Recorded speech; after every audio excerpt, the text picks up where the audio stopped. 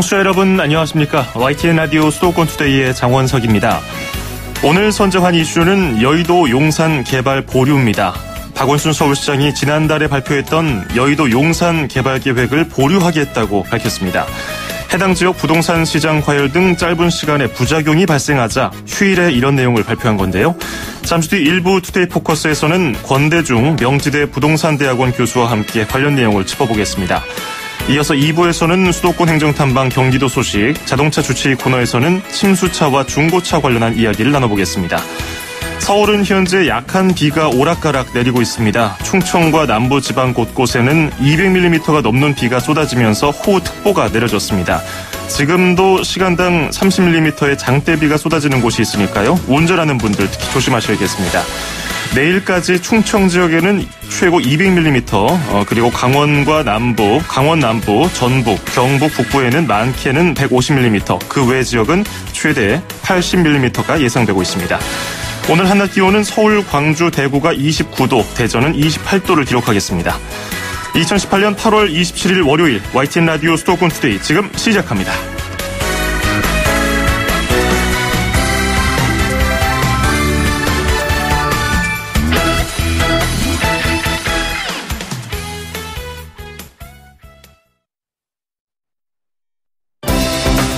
수도권과 관련된 소식은 모두 여기 YTN 라디오 수도권 투데이.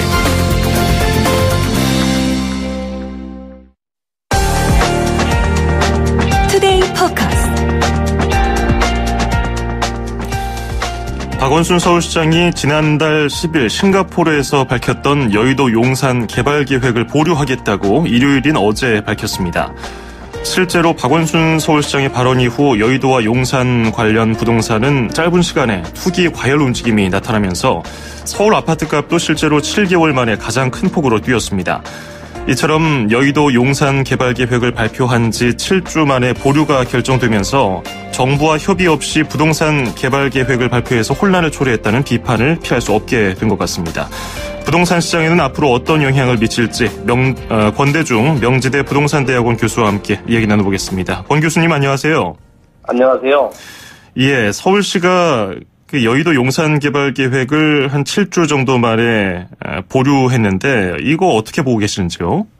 네, 일단은 진정 국면을 보이던 부동산 시장 가격이 박원순 시장의 용산 여의도 개발로 상승세를 보이던 게 개발 계획 보류로 조금 이제 안도가 됩니다만은 용산 지역은 이 지하와 철도 지하 사업 말고도 가격 상승 요인을 갖고 있기 때문에 큰 영향을 받지 않을 수 있습니다. 예. 그러나 이제 여의도 같은 경우는 계획이 취소된 건 아니고 보류됐기 때문에 여의도는 물론 마포나 영등포나 동작구 같은 경우는 좀 다소 진정되지 않을까 하는 생각이 듭니다. 박원순 시장이 이런 여의도와 용산을 개발하겠다고 발표를 한 이후에 최근 일주일 사이에 서울 아파트값 상승이 7개월, 그러니까 30주 만에 최고라는 집계도 있는데 실제로 이 여의도와 용산 개발 계획이 영향을 크게 미쳤을까요?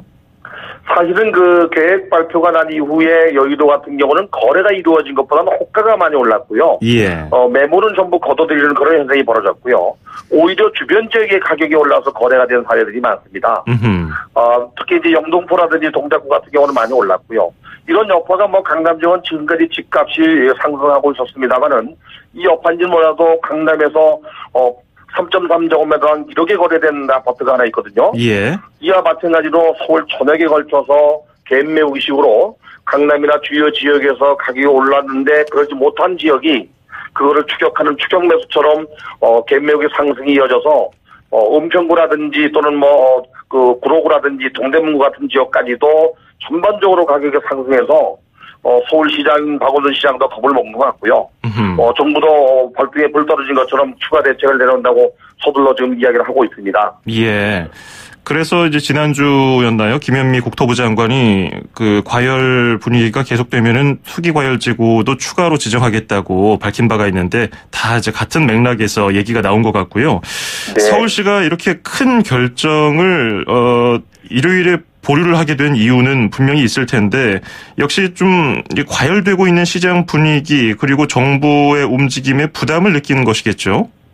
그렇죠. 지금까지 그 서울시와 그 국토부가 엇박자를 내면서 개발 계획을 발표했었는데, 서울시의 부동산 가격, 특히 주택 가격이 오르는 거의 원인이 정부가 계속적으로 규제하는데도 불구하고 개발 계획 때문에 오르는 거에 대한 박원순 시장의 부담이 굉장히 컸던 것 같습니다. 예. 그래서 일요일인데도 불구하고 어제 박원순 시장이 이거를 이제 보류하겠다고 발표하면서 추가로 이제 강북 개발은 그런 대로 추진하는 걸로 가닥을 잡고 있고요.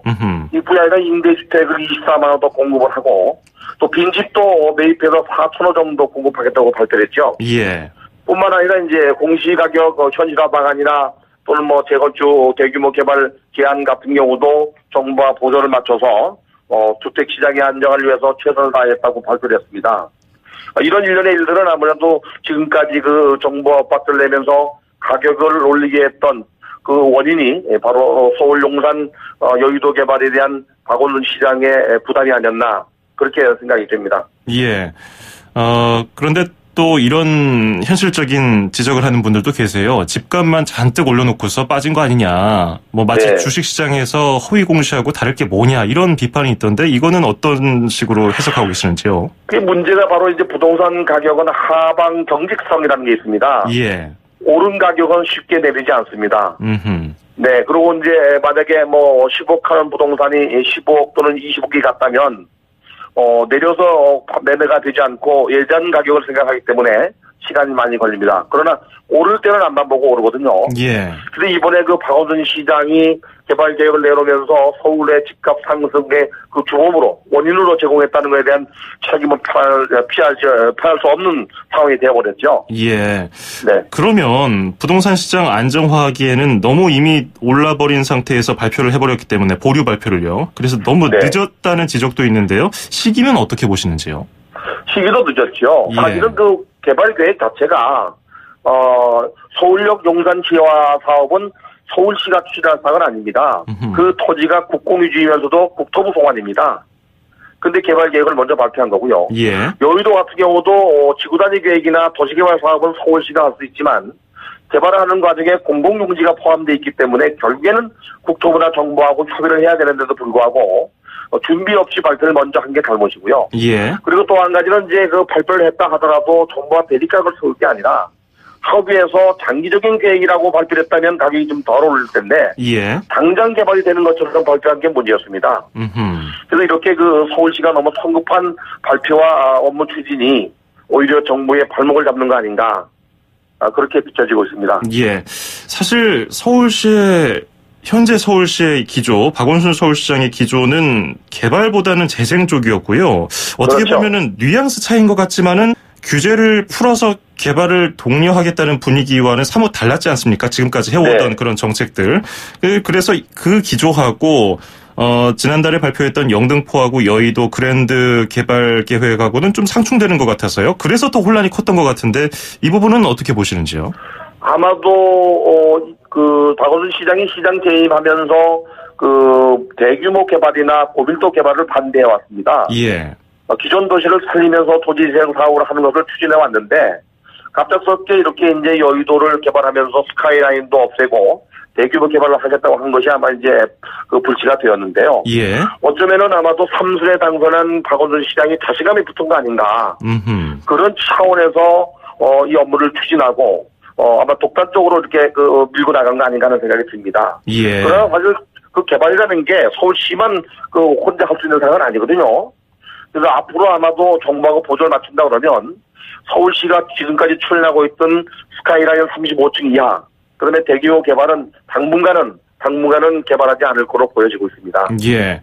그러면 권 교수님께서는 여의도 용산 개발이 어쨌든 중단된 건 아니고 보류라고 했으니까 네. 실제로 언젠가는 실현 가능성이 현실적으로 봤을 때 있다고 보시는지요? 예전 한 6, 7년 전에 서울역서부터 군포 당정역까지 18개 역사를 지하화하는 사업을 추진한 적이 있습니다. 예. 저도 거기 재무타당성위원으로 참여를 했었는데요. 이러한 사업들은 보통 5년, 10년 단위 사업이 아니고 20년, 30년 중장기 사업입니다. 물론 재원도 있어야 되고요.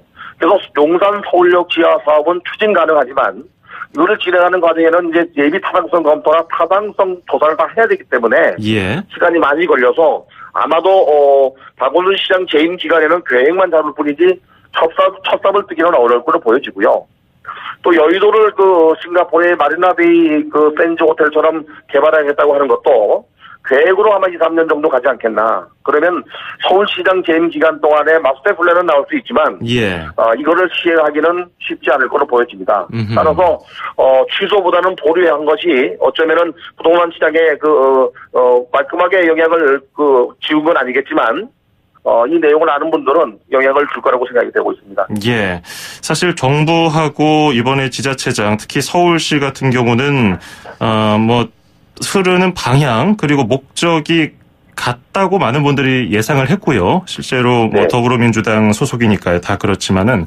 근데 지금 대립각을 세우는 모습을 보여주면서 이게 김현미 국토부 장관은 공시지가 얘기를 계속해서 하면서 압박을 했고 박원순 시장은 그에 부담을 느껴서 이제 철회를 한 것으로 보류를 한 것으로 보이는데 실제로 이 재임 기간 내에 하지 못할 이런 좀 어려운 사업이라고 방금 분석을 해주셨지만은 실제로 시행이 된다면은 어쨌든 굉장한 또 혼란이 있을 것 같은데 그때 아무리 국토부에서 이런 안정대책 투기과열지구를 지정한다고 하더라도 또 이런 일이 반복되지는 않을까요? 우선 부동산 시장 자체가 계속적으로 일관성 있게 정책을 취하기가 어렵습니다. 다시 말하면 부동산 정책은 정답이 없습니다. 시장이 좋을 때도 있고 나쁠 때도 있기 때문에 사이클을 그리는 과정에서 부동산 시장이 좀 침체되거나 경직될 때 여의도 개발이나 용산 개발을 시작해서 이거를 경제 불씨를 삼거나 아니면 그럴 때 만약에 개발 계획을 세우고 추진한다면 투기가 일어나거나 과열 지짐은 좀 진정되지 않겠나. 특히 경기가 좋을 때 추진하게 되면은 이런 문제가 발생하거든요. 그리고 만약에 그렇다고 하더라도 경제가 좋을 때 추진한다면 미리 토지거래 허가구역이나 또는 주택거래 신고지역처럼 규제를 묶어놓고 시작하는 방법도 있습니다. 근데 아무 준비 없이 발표부터 하고 보니까 개발이 있는 곳에 이익이 있다고 너도 나도 이제 투자를 하게 된 거죠. 그러면서 그 주변 지역까지 그 여파가 미친 겁니다. 그래서 어쩌면은 서울시장이 박원순 시장이 보류했지만 그런 계획은 장기적으로 만약에 추진된다면 서울의 랜드마크식으로 또는 명물로 남아서 관광 사업이나 또는 서울 시민의 어떤 생활 편의를 위해서 여러 가지 이용을 할 수 있는 시설들을 많이 설치할 수 있다고 생각하면 됩니다. 일단은 그런 큰 사업을 추진하기 전에 선행 조치가 필요하다는 점도 지적을 해주셨는데 정부에서는 일단 큰 짐을 덜어낸 것 같긴 해요. 국토부가 여의도 용산 개발 계획 보류 발표가 서울에서 나오니까 환영을 표했고요. 곧 정부에서는 부동산 투기 규제를 새로 또 발표할 것 같은데 이 부분은 계속해서 좀 조여나가겠다는 의미일까요? 네, 추진할 걸로 보여집니다. 김현미 장관이 지난주에도 말씀을 하셨는데 지금 가격이 많이 급등한 지역 중에서 영등포구라든지 동작구, 동대문구 또는 지방 같은 경우는 광명시 재건축 때문에 오르고 있는데요. 또 안양시라든지 또는 하남시 같은 경우 일부 지역은 투기 지역이나 투기 과열 지역 더 넓게는 조정 대상 구역으로 확대 지정할 가능성이 높습니다. 그렇군요. 그리고 지금 굉장히 혼란스러우신 분들은 이런 개발 계획을 굉장히 긍정적으로 바라보고서 섣불리 계약을 하거나 투자를 하신 분들일 텐데 이게 언제 될지 모르게 미뤄지면서 이미 매수한 계약자들 사이에서는 불만이 있을 수밖에 없는데 이런 분들에게 좀 당부의 말씀, 주의 말씀해 주신다면요. 이미 거래가 이루어진 것은 사적으로 사법상 거래 자유의 계약 자유의 원칙이 있기 때문에 물릴 수는 없습니다만은 좀 주택이라고 하는 것은 단기적인 차익, 또 단기 매매에 의한 것보다는 중장기적인 계획을 가지고 접근하는 게 좋고요. 적어도 5년, 10년, 15년을 거주하겠다고 하는 생각으로 주택을 매입했다고 하면은 좀 기다릴 필요가 있고요. 주택을 그래서 가격이 오른다고 해서 서둘러서 매입할 그럴 상황은 아니라고 생각합니다. 특히 이제 최근에 가격이 오른 것은 개발 계획도 있지만은 임대주택 등록을 하게 되면 매도할 수가 없어서 재고주택 물량이 줄어든 것도 한 원인입니다. 그래서 만약에 시청자분들께서 주택을 매입한다면 두 가지 방법을 제가 제시하고 싶은데요. 만약에 무주택자라면은 청약 가점을 보고 청약 시장에 들어가는 게 좋고요. 청약 가점이 낮다면 중대형 평수, 청약 가점이 높다면 중소형 평수. 그리고 재고주택 같으면은 적어도 10년, 20년 내다보는 주택. 그런 주택을 매입하는 것이 오히려 안전할 수가 있습니다. 자, 우리가 지금 서울 여의도 용산 관련해서 얘기를 시작했는데 이제 정부에서도 파리 부동산 대책을 발표한 이후 1년이 넘어가면서 어느 정도 성과를 기대했는데 그거 처음 애초에 계획했던 것보다는 좀 못 미치는 것 같아요. 그래서 지금 흐름에 대해서 많은 또 우려를 하고 계시는데 어떻게 보세요? 계속해서 이렇게 그 규제를 해 나가는 게 옳다고 보시는지요? 아니면 여기서 좀 방향전을 해야 될까요? 우선 제가 파리 대책이 1년이 되고 있을 때 모 방송국에서 제가 절반의 성공이라고 얘기를 했었는데요. 예. 이후에 박원순 시장이 그 개발 계획을 내면서 이게 무산돼 버렸어요. 가격이 오른다는 것은 수요가 많거나 공급이 부족하다는 얘기거든요. 예. 그래서 계속적으로 규제만 할 것이 아니라 아마도 정부는 계속 규제할 것 같습니다. 근데 규제만 할 것이 아니라 서울시의 재건축 연한도 지금 다시 40년 연장 얘기가 나오는데 예. 연장한다고 해서 40년 후가 되면 또 이런 문제가 발생하거든요. 예. 그렇다면은 서울시의 25개 구를 지역별로 주택 공급률이나 또는 수요를 파악하고 그 지역별로 세대별로 면적별로 코테이지를 적용해서 돌아가면서 재건축을 추진하는 게 맞다고 생각하고요. 예. 거기에서 나오는 이익은 임대주택을 공급하는 게 맞습니다. 환수금을 걷어서 어디에다 쓰는지 모르지만 결국에는 공급이 부족하면 가격이 오르게 돼 있기 때문에 이번 정부가 계속적으로 규제 정책이나 수요 규제 정책을 내놓을 게 아니라 이제는 공급 정책도 덩달아 내놔야 되고요. 그다음에 이제 그 수요 분산 정책도 내놔야 됩니다. 예. 물론 박원순 시장이 임대주택 공급 정책을 내놨지만은 사람들이 그 원하는 지역, 수요자가 원하는 지역에 공급이 돼야 되거든요. 이 점은 좀 정부가 좀 다시 한번 짚고 생각을 해봐야 될 것 같습니다. 예. 자, 알겠습니다. 오늘 박원순 서울시장이 어제 그 여의도 용산 개발 계획을 보류하겠다고 발표한 것과 관련해서 이야기를 나눠봤습니다. 도움 말씀 잘 들었습니다. 고맙습니다. 네, 감사합니다. 네, 지금까지 권대중 명지대 부동산대학원 교수였습니다.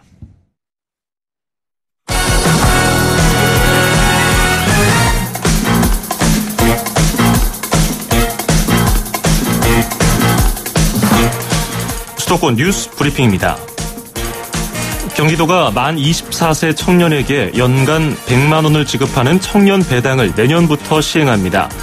지급 대상은 경기도 내 3년 이상 주민등록을 하고 거주 중인 만 24세 청년으로 군 복무 중에도 받을 수 있습니다.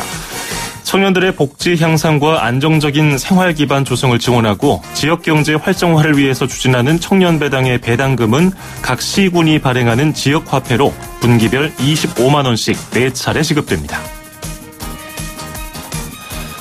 지난 8일 시행된 2018년도 서울시 초중고등학교 졸업학력 검정고시에 5,100여 명이 응시해서 72%인 3,700명이 합격했습니다.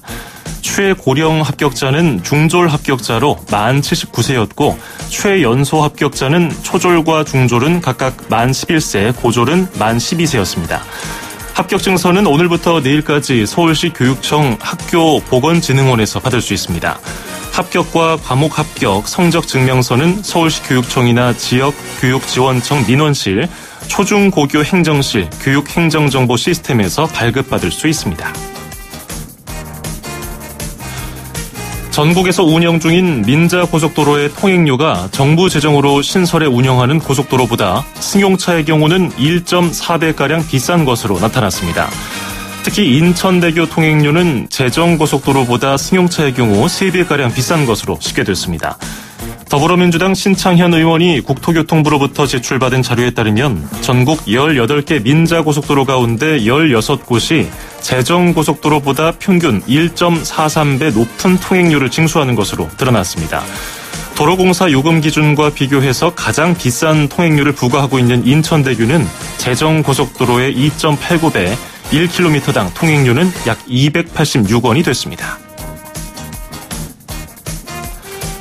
서울시가 근로자 임금 체불과 퇴직금 누락을 방지하기 위해서 시가 발주하는 50억 원 이상 건설공사에 전자인력관리제도를 의무 도입합니다. 전자인력관리제는 건설 근로자가 건설 현장에 설치된 단말기에 전자카드를 찍으면 실시간으로 출퇴근 내역이 기록되고 이를 바탕으로 시공사가 근로자의 퇴직 공제 부금을 신고할 수 있도록 하는 인력관리제도입니다. 서울시는 전자카드제 관련 강행 규정이 준비되기 전까지 건설 근로자를 위한 사회 안전망을 강화하고 투명한 인력 관리를 하려면 제도적 기반을 마련해야 할 시점이라고 설명했습니다. 앞으로 서울시 발주공사를 수주하려는 시공사는 근로자 근무 일수를 기록하고 관리하기 위한 전자태그 단말기를 설치하고 근로자 전자카드를 발급해주고 근로자 임금 현황을 제출해야 합니다. 부평 미군기지에 공공청사를 조성하는 계획이 전면 수정됩니다. 인천시는 부평 미군기지 반환 작업이 늦어지면서 공공용지에 들어오기로 했던 시설들의 입주 계획이 잇따라 취소됨에 따라서 지구 단위 계획을 변경할 예정이라고 밝혔습니다. 인천시는 부평 미군기지 60만 제곱미터 중에서 공원 부지 81%는 그대로 두고 공공용지가 포함된 나머지 19%에 대해서 새로운 조성 계획을 세울 예정입니다. 현재 부평 미군기지 반환 작업은 토양 정화 사업 기본 설계에 들어간 상태입니다. 경기도는 내년에 208억 원의 예산을 투입해서 어린이 건강과일 공급 사업을 대폭 확대한다고 밝혔습니다. 경기도가 올해 전국 처음으로 도입한 어린이 건강과일 공급 사업은 도내 어린이의 건강 증진과 농가소득 향상을 위해서 지역 아동센터와 특수보육 어린이집 원생들에게 무료로 과일 간식을 제공하는 사업입니다. 경기도는 내년에 일반 어린이집 원생들도 사업 대상에 포함시켜서 지원 대상을 3만 9천여 명에서 37만여 명으로 10배 가까이 늘리고 관련 사업비도 43억 원에서 208억 원으로 증액시킬 계획입니다. 시, 군의 재정 부담을 줄여주기 위해서 도비 부담률을 올해 30%에서 내년에는 50%로 높이기로 했습니다. 인천지방경찰청은 올해 들어서 지난달까지 보이스피싱 신고 1,100여 건이 접수돼서 1,600여 명을 검거했다고 밝혔습니다. 지난해 같은 기간 985건이 들어온 것과 비교했을 때 17%가 늘었습니다. 이와 함께 검거 건수도 지난해 같은 기간보다 21%가 늘었습니다. 사례로 보면은 금융기관이나 수사기관이라고 속이는 기관 사칭형이나 저금리 대출을 해주겠다며 속이는 대출 사기형이 많았습니다. 지금까지 수도권 뉴스 브리핑이었습니다.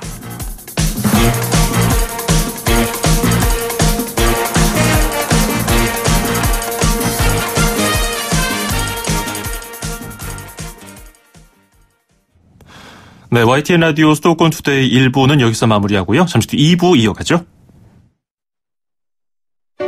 2,500만 수도권 청취자를 위한 모든 소식이 한자리에 YTN 뉴스 FM 수도권 투데이.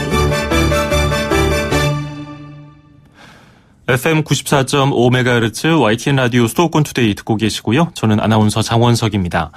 2부에서는 수도권 행정탐방 경기도 소식 그리고 자동차 주치 코너에서는 침수차와 중고차 관련한 이야기를 나눠보겠습니다. 1분 뒤에 뵙겠습니다.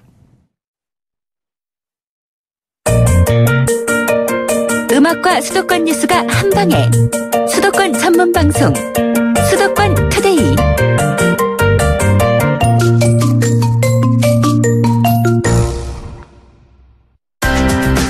서울, 경기, 인천 찍고! 수도권 정보의 핵심이 바로 여기에 수도권 행정탐방. 네, 수도권 행정탐방 코너 오늘은 경기도로 가보겠습니다. 이제 경기도 관광정보 규제 정보를 경기도 부동산 포털에서 확인할 수 있다고 하는데요. 관련 소식 곡중국 경기도 공간정보팀장과 함께 이야기 나눠보겠습니다. 고 팀장님 안녕하세요. 네, 안녕하세요. 네, 최근 경기도에서 부동산 포털을 이용해서 관광지도 그리고 규제지도 서비스를 하고 있었는데 이게 어떤 건지 좀 생소하게 들리기도 하거든요. 청취자분들에게 소개 부탁드리겠습니다. 네, 경기도 부동산 포털은 시군, 중앙부처, 민간 등 여러 기관에서 분산 관리하고 있는 토지, 건물 등의 각종 부동산 정보와 지적도, 토지 이용 계획 도면, 항공사진 등의 공간 정보를 한 곳에서 통합하여 서비스하기 위해 구축된 포털로서 2011년부터 운영하고 있습니다. 이렇게 운영하고 있는 경기도 부동산 포털은 일일 평균 61만 건의 조회수를 자랑하는 경기도 대표 부동산 정보 플랫폼으로서 내 집 마련 정보, 부동산 실거래가, 부동산 종합정보, 개발정보, 건축물 내진 설계, 학계 역세권 생활정보 등 다양한 정보를 서비스하고 있고 이번 8월 22일부터 관광지도와 규제지도를 추가하여 서비스하고 있습니다. 네, 2011년부터 운영하고 있는 부동산 포털, 경기도 부동산 정보를 알아볼 수 있는 포털인데 일일 그 접속 조회 수가 굉장히 높네요. 평균 61만 건. 여러 가지 정보를 알아볼 수가 있는데, 특이한 점은 지난 8월 22일부터 관광지도하고 규제지도 서비스를 추가한 건 아니겠습니까? 이 관련 내용은 어떤가요?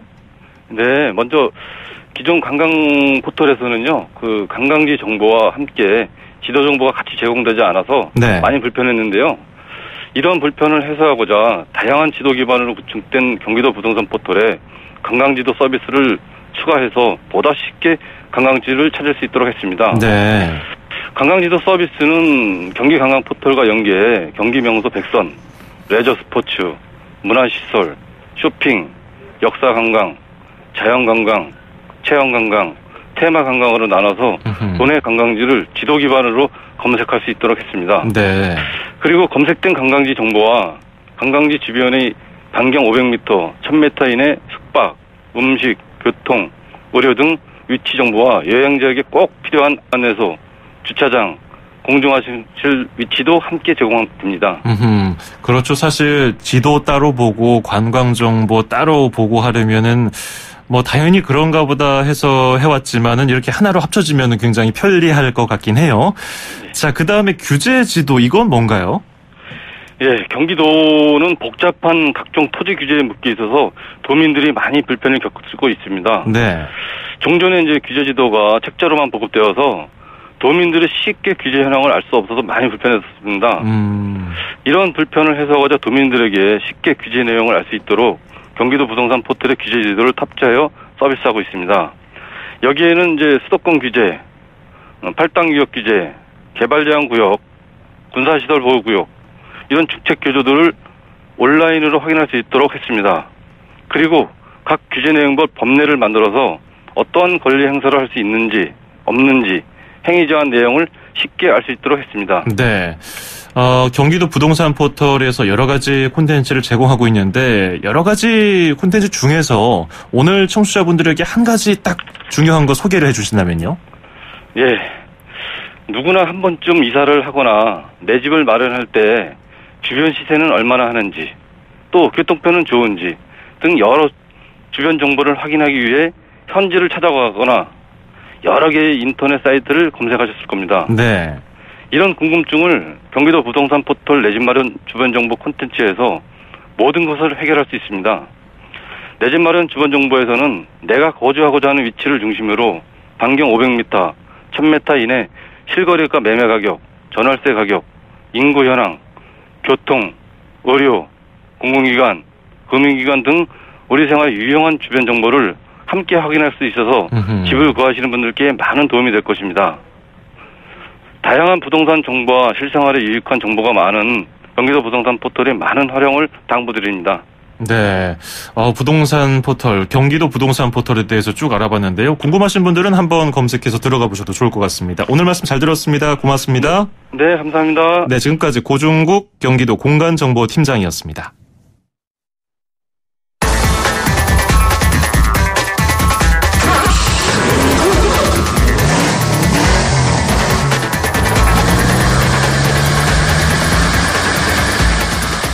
네, 매주 화요일마다 만나보는 코너죠. 자동차 주치. 오늘은 침수차와 중고차에 대해서 알아보도록 하겠습니다. 김필수 대림대 자동차학과 교수 연결합니다. 김 교수님 안녕하세요. 네, 안녕하세요.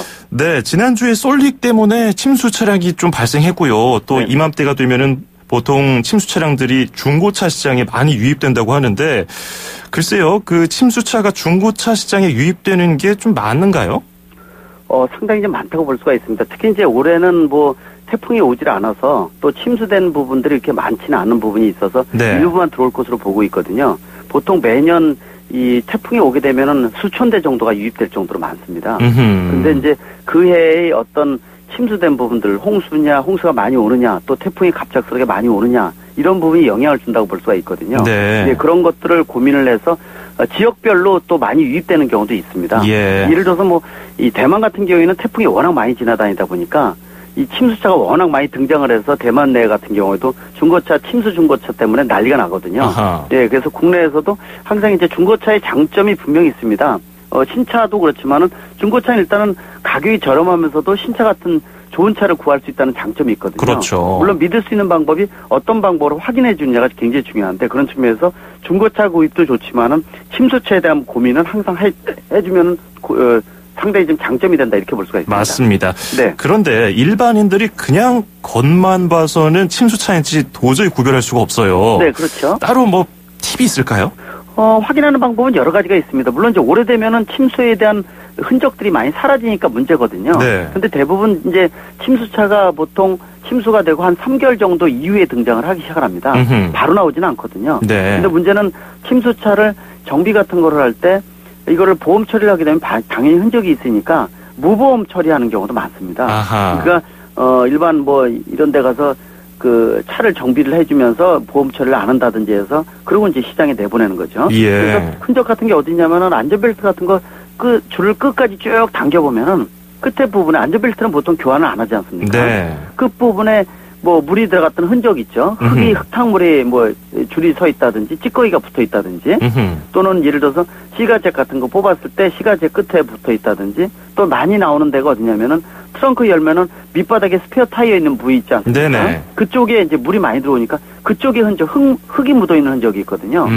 또는 하부를 만약에 리프트를 통해서 들어보면은 하부 쪽에 찌꺼기가 좀 남아 있는 경우가 많이 있습니다. 예. 이런 경우가 이제 일반적으로 차가 한번 물이 들어왔다 나가는 적이고요.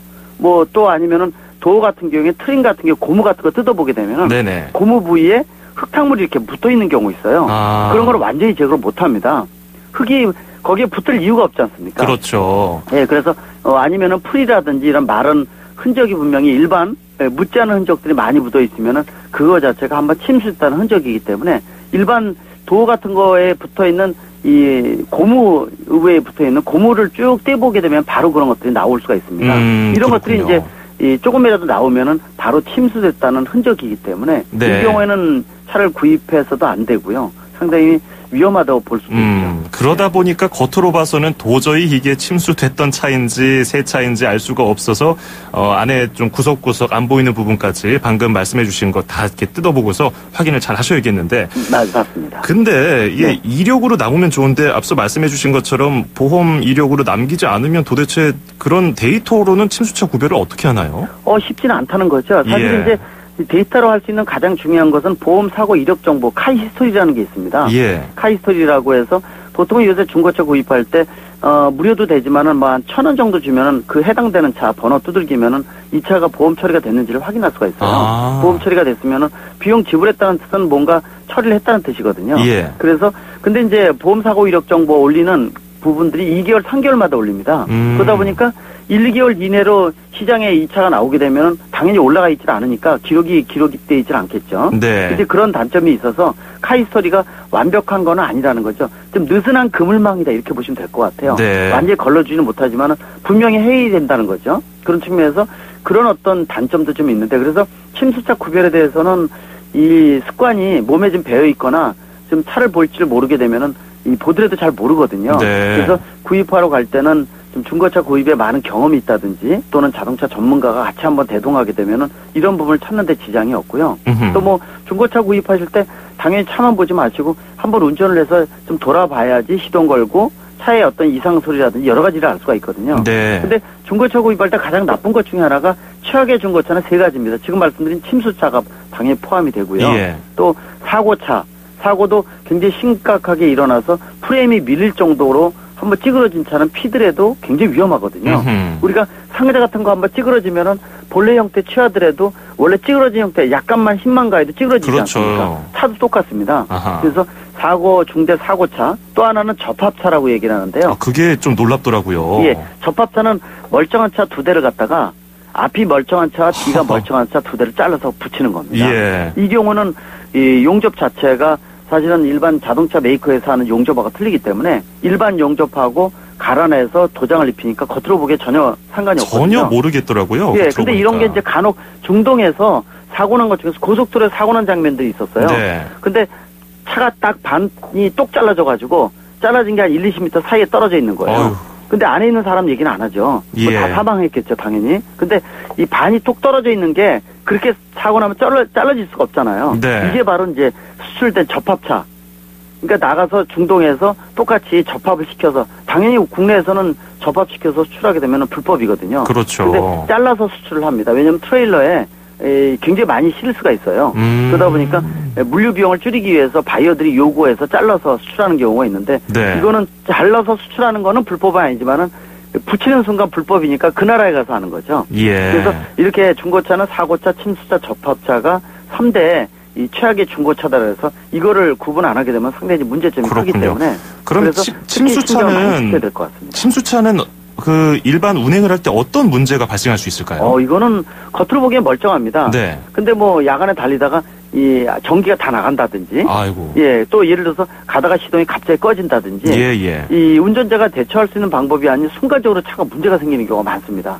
우리가 휴대폰 지금 요새는 방수용도 많이 나오지만은 물에 한번 떨어뜨리면은 전자 제어 장치가 물에 젖으면은 말리더라도 정상 정착하는데 문제가 생기지 않습니까? 그럼요. 이 자동차도 거의 뭐 40%가 전기전자 부품이기 때문에 한번 물에 담가서 딱 꺼내면은 완벽하지 못하다는 거거든요. 그래서 꼭 문제가 생긴다는 거. 그래서 침수도 부분 침수가 있고 완전 침수 같은 경우에는 강에 차가 이렇게 돌아가면서 이렇게 물속에 흐르는 걸 완전 침수차거든요. 네. 또 부분 침수차는 뭐 하부가 침수됐다든지 해서 시장에 나올 수도 있어요. 그래서 그런 부분들은 말씀드린 대로 전문가가 얼마큼 대동하느냐가 중요하기 때문에 그러나 중고차 중에서도 국산하고 수입 중고차도 많이 있는데요. 예. 상대적으로 이 국산보다 수입차가 특히 고가일수록 감가가 큽니다. 다시 말하면은 매년 가격이 떨어지는 게 크다는 거죠. 그래서 이 수입 중고차 같은 경우는 한 2년 된 거, 주행 거래가 좀 짧은 거, 그러면 AS 기간도 남아 있거든요. 예. 이런 것들은 좀 괜찮은 길도 잘 들어져 있는 경우에는 차도 새 거고요. 또 AS 기간도 남아 있고 그러면서도 가격은 많이 이 강가 떨어져 있기 때문에 이런 차는 구입을 잘하게 되면 훨씬 더 이점이 있어서 드림카 구현을 할 때 비용이 비싸다 보니까 굉장히 구입하기가 어려운데 예. 중고차 같은 경우에는 이런 기회가 많이 있다는 것도 하나의 장점이라고 볼 수가 있으니까 한번 고민하는 것도 좋을 것 같습니다. 이것도 굉장히 좋은 방법이 되겠네요. 수입 중고차 고르실 분들. 맞습니다. 그러나 이제 구입할 때는 유의할 사항도 여러 가지가 있거든요. 네, 뭐가 있을까요? 네, 일단 뭐 아까 말씀드린 대로 카이스토릭, 보험사고 이력 정보 좀 확인을 꼭 먼저 하셔야 되고요. 네. 그다음에 대상이 있으면 인터넷 사이트에서 너무 가격이 싼 거다 이런 것들은 제외시키십시오. 이거는 그렇게 싸게 나올 수가 없거든요. 그래서 그런 부분들 제쳐시켜. 왜냐하면 허위 미끼 매물이 약 30%가 아직도 인터넷상에 많이 존재를 그렇게 합니다. 많은가요? 예, 그리고 차를 사실 때는 개인차 사지 마십시오. 이걸 우리가 당사자 거래라고 얘기하거든요. 네. 개인의 거래를 하게 되면은 중간에 위장 딜러가 개입이 돼서 거래를 하는데 문제가 생기면은 보상을 받을 수가 없습니다. 정부가 개입이 안 돼요. 그러나 이 단지 같은 데서 큰 단지에서 법인차들 있죠. 예. 중고차 딜러들 소속된 회사 이름으로 된 차들은 우리가 이제 법인차를 산다고 얘기를 하는데 사업자 거래라고 얘기를 하거든요. 예. 이 경우에는 정부에서 의무적으로 한 달 2,000km를 법정 보장을 하게끔 돼 있어요. 보통 이제 중고차 사면은 이 한 달 이내에 90% 이상 고장 날 건 다 고장 나거든요. 네. 그래서 한 달 2,000km를 정부에서 보증을 해주는데 이게 법정 성능 점검 이력서라고 얘기를 합니다. 성능 점검표요. 그래서 성능 점검 서를 한 달 동안 이 품질 보증해 주는 것까지 첨부해서 주는데 네. 이걸 보장을 해준다는 뜻이니까 이걸 꼭 보관을 하셔야 되고 직접 딜러 사인을 받아서 또 유의사항 같은 거를 이 성능 점검서에 기록을 할 수가 있어요. 예. 이런 것들 완전 보장하겠다라든지 이런 걸 써서 가지고 있으면은 나중에 보상받을 수 있고요. 마지막 단계에서 최종 계약을 하실 때는 좀 자동차를 좀 아는 분하고 대동을 해서 가서 약간 차에 타서 시동도 걸어보고 좀 이동도 해보고요. 차 상태를 한번 보시고 최종적으로 사인을 하게 되면은 훨씬 더 몇 단계의 확인할 수 있는 부분들이 있으니까 네. 꼭 한번 확인하시면 좋을 것 같습니다. 네, 애지중지하는 나의 차, 또 멀쩡한 차를 사야겠죠. 오늘 침수차 구분법 그리고 중고차 사는 방법까지 알아봤습니다. 고맙습니다. 네, 감사합니다. 네, 지금까지 김필수 대림대 자동차학과 교수였습니다.